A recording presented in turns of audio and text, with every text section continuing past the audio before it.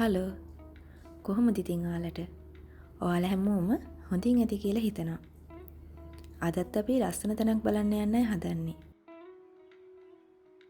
ඉතින් මේ තැන බලන්න යන්න අපි ගෙදරින් පිටත් වුණේ හවස. මොකද අපි යන තැන ඕපන් කරන්නේ හවසට. බලන්නකෝ මේ පාර දෙපැත්ත දකිද්දි ඔයාලට හිතෙනවද මේ ඩුබායි කියලා?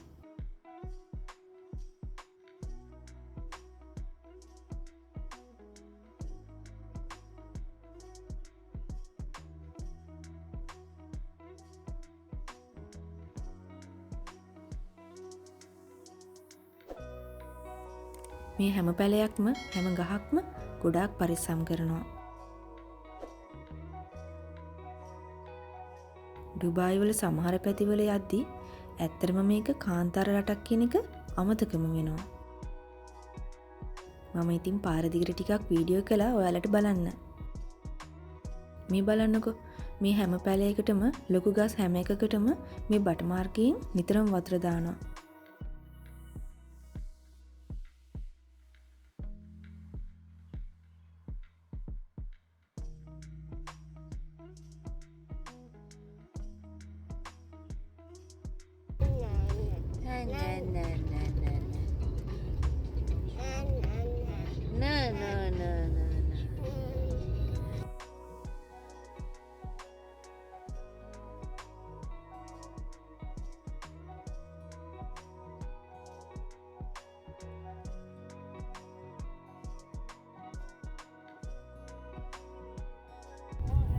ඔන්න කතාවෙන් අපි අදාළ තැනට ආවා.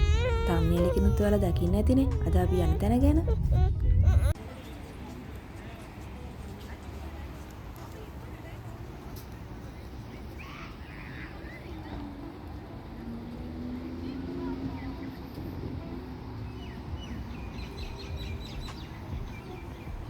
මම කලින් දාපු ග්ලෝ පාක් එකේ අනිත් පාක් එකට තමයි අද යන්නේ. ඔන්න ඔයා ඒ ග්ලෝ පාක් එකේ වීඩියෝ එක බැලුවේ නැත්නම් මම ඩිස්ක්‍රිප්ෂන් එකේ දාලා තියෙනවා ලින්ක් එක. ඒකත් ගිහින් බලන්නකෝ.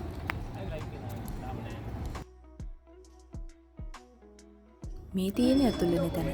මෙතනින් ඇතුළට ගියාම වම් අත පැත්තේ ග්ලෝ පාක් එක. මම කලින් කිව්වේ. දකුණු පැත්තේ. ඔව්. දකුණු පැත්තේ තියෙන්නේ අද අපි යන ඩයිනෝසර් පාක් එක.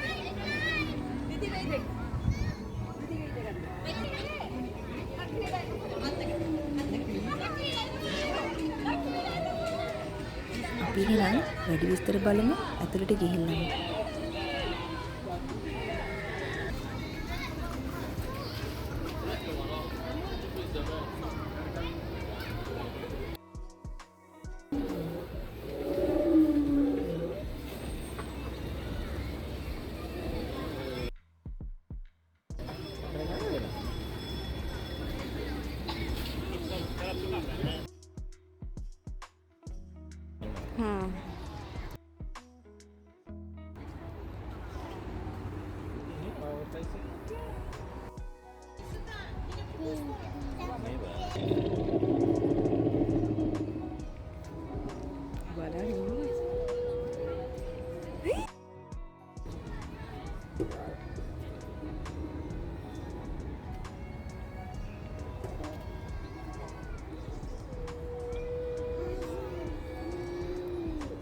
ඔයාලා දන්නවද මේ ඩයිනෝසර් පාක් එක තමයි මැද පෙරදිග පිහිටලා තියෙන පළමුවෙනි වගේම විශාලම ඩයිනෝසර් පාක් එක.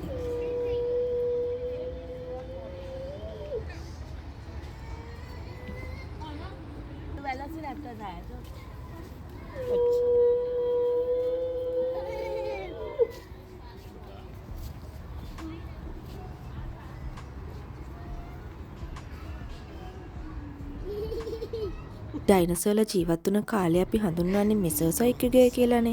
ඒ කාලය ට්‍රයැසික්, ජුරාසික් සහ ක්‍රිටේසියස් විදිහට තවත් කාල පරිච්ඡේද තුනකට බෙදෙනවා. ඉතින් මෙතන ඒ කාල පරිච්ඡේද තුනටම අදාළයි දැක ගන්න පුළුවන්.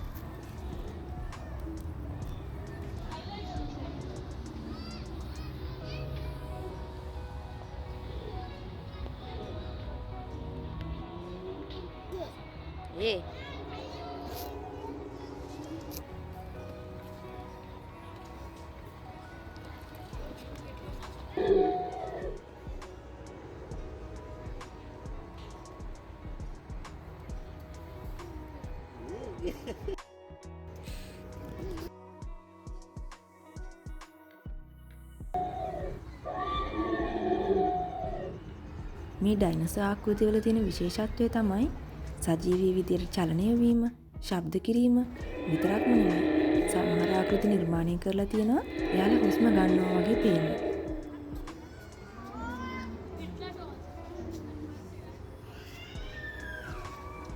ඉතින් මේ නිසා මෙයාලට පණ තියනවා වගේ තමයි පේන්නේ. චූටි බබාලට නම් ඉතින් මේක අපූර්ව අත්දැකීමක්.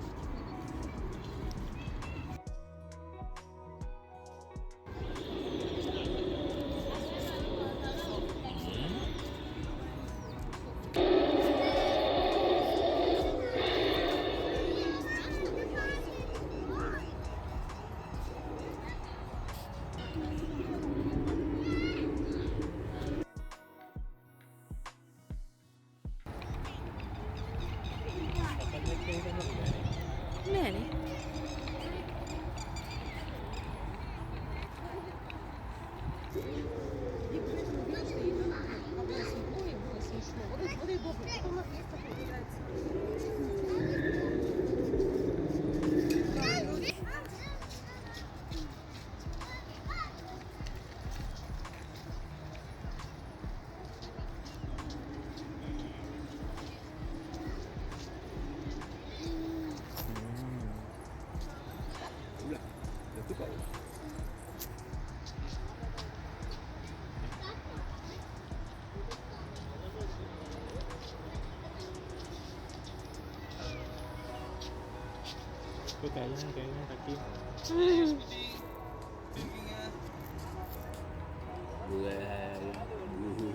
Baik, kemarin guys sudah.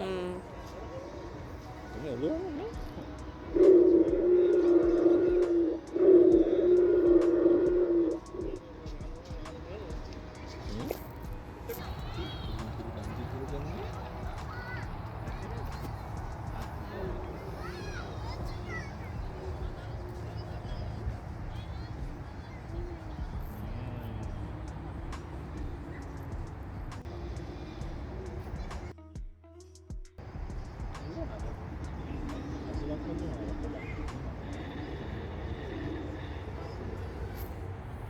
ඉතින් මේ ඩයිනසෝර් පාක් එකෙන් විනෝදාත්මක වගේම අධ්‍යාපනික අත්දැකීම් ලබා ගන්න පුංචි දරුවන්ට වගේම වැඩිහිටි අපටත් පුළුවන්.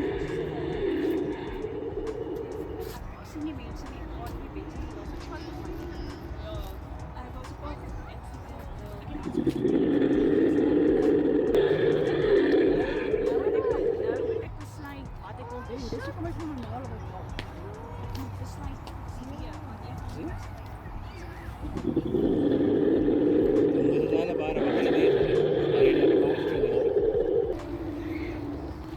වගේම මේ පාක් එකේ චූටි දරුවන් වෙනුවෙන් fossil digging area, dino rides, dino train විතරක් නෙමෙයි මිනි එඩියුකේෂනල් සෝන්ස් පවා තියෙනවා.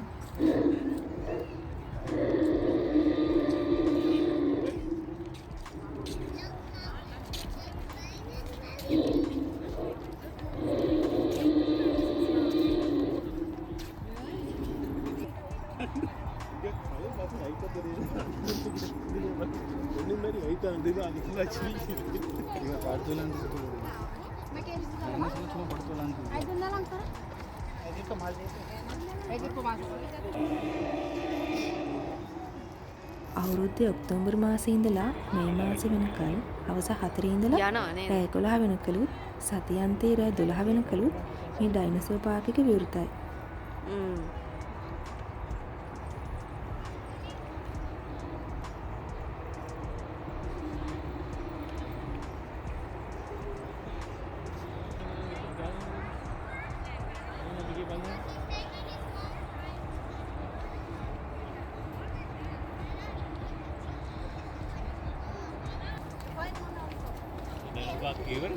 ඉවරනේ.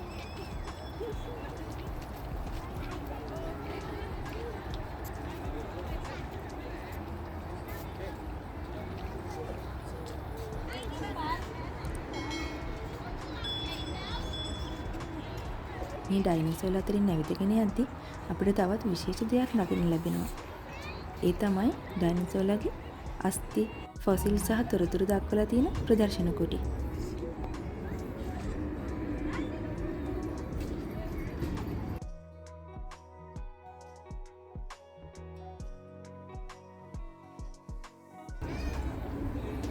ඉතින් ඔයාලා දන්නවද?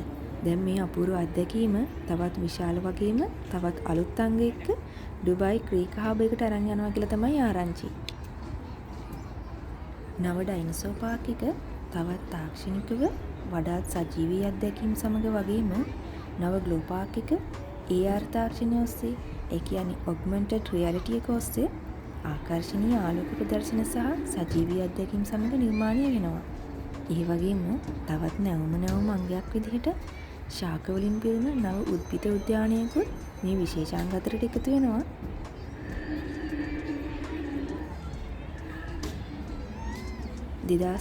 ඔක්තෝබර් ඒ කියන්නේ මේ ලබන ඔක්තෝබර් වල අලුත් තැන අලුත් පාක් එක ඕපන් කරන්නයි හදන්නේ.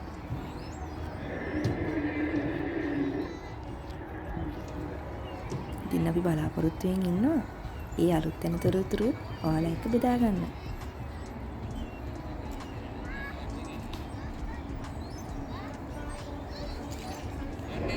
එතකොට මේ සාබිල් පාක් එකට මොකද වෙන්නේ? මෙතන තවත් සුවිශේෂී දෙයක් ඉදි වෙන නියමිතයි.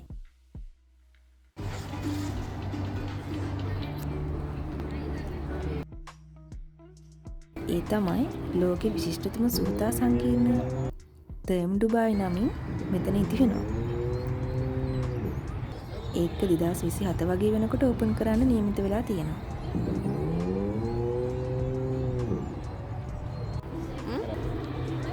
මෙන්න මේ ඒරියා එකේ තියෙන්නේ ඩයිනෝ මියුසියම් එක.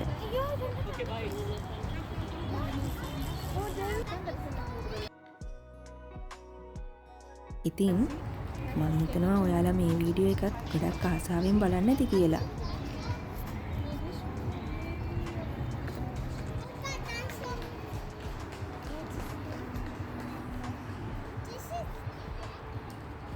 මේ වගේ තවත් ලස්සන වීඩියෝ බලන්න මගේ channel එක subscribe කරලා තියාගන්න.